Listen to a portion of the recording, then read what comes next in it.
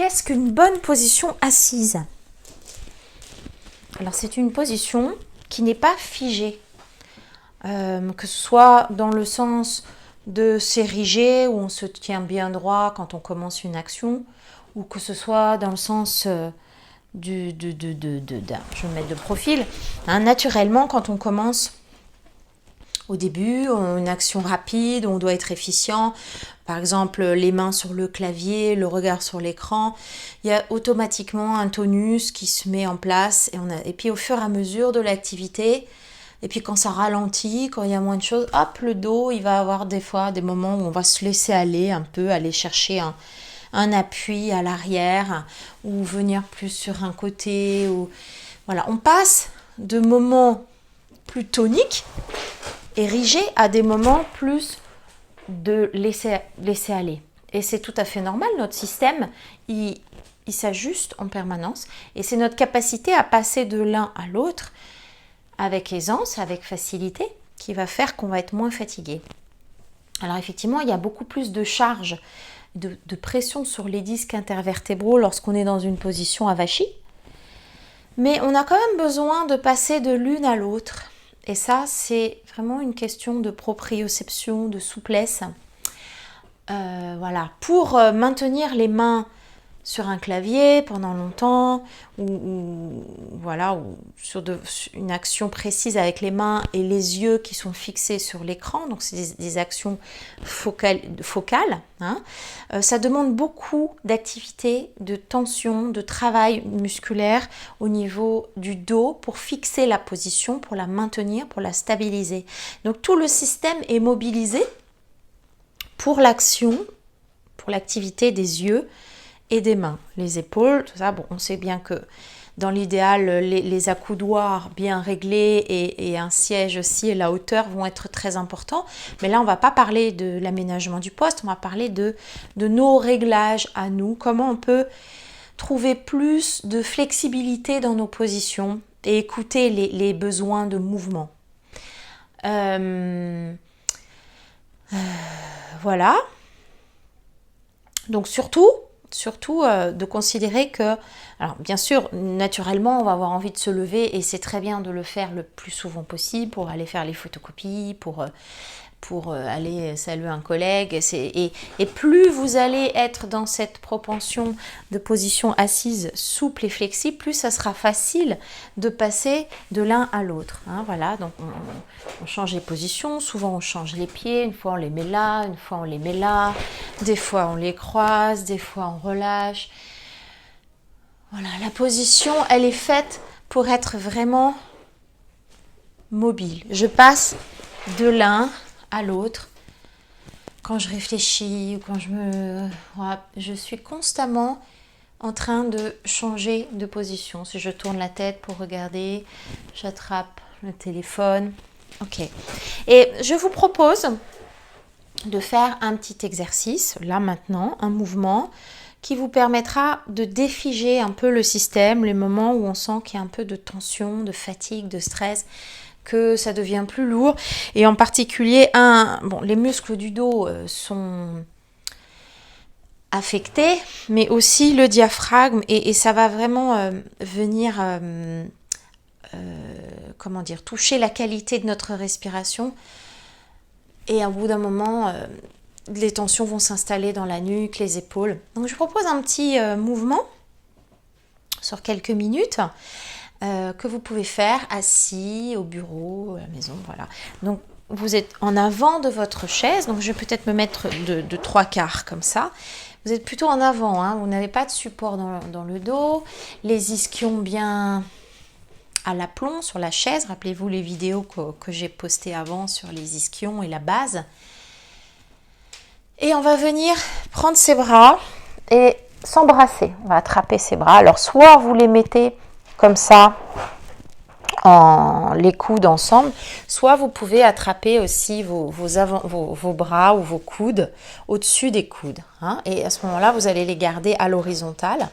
Et on va commencer par faire un petit mouvement de descendre les bras vers le bas, vers le ventre.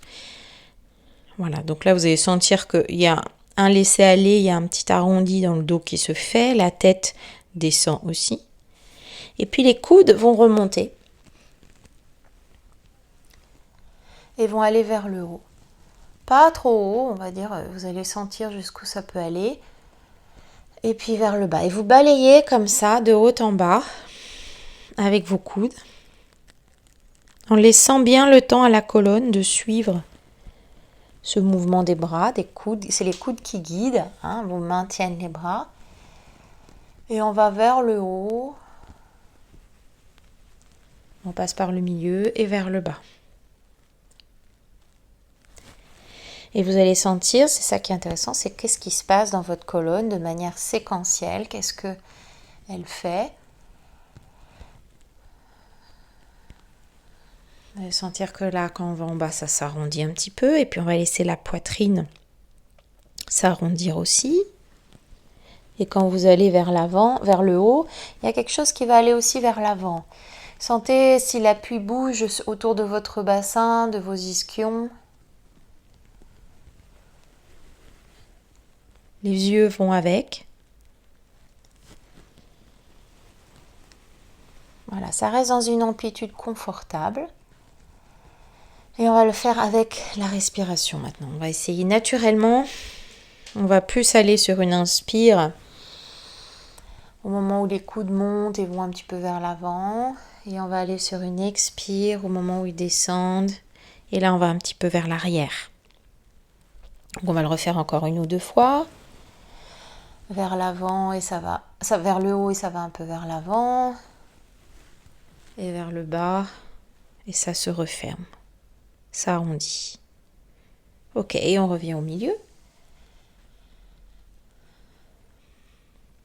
Sur ces ischions, essayez de retrouver un milieu. Toujours, là, vous pouvez changer les mains, le côté des mains. Voilà. Et je vous propose maintenant d'aller emmener par le bas. Les coudes, les bras vont aller un peu vers la droite. Revenir au milieu. Ça repasse par le ventre, la ceinture. Et vers la gauche. On va commencer tout petit, comme un petit bercement.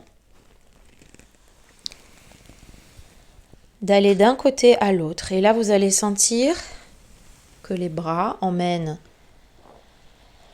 le dos, qu'il y a probablement aussi un mouvement dans le bassin. Je pense que vous pouvez le voir et le sentir, qu'à un moment donné, vous allez plus sur un côté du bassin. Il y a peut-être même un ischion qui se lève. Et puis vous continuez avec vos coudes comme ça, tranquillement, à faire comme si vous faisiez une petite courbe. Vous dessinez une courbe devant vous comme un sourire, un smiley. Donc vos coudes vont aller vers la gauche, ils montent un petit peu, ils redescendent, ils passent vers le bas, c'est le bas de la courbe, et puis ça va vers la droite.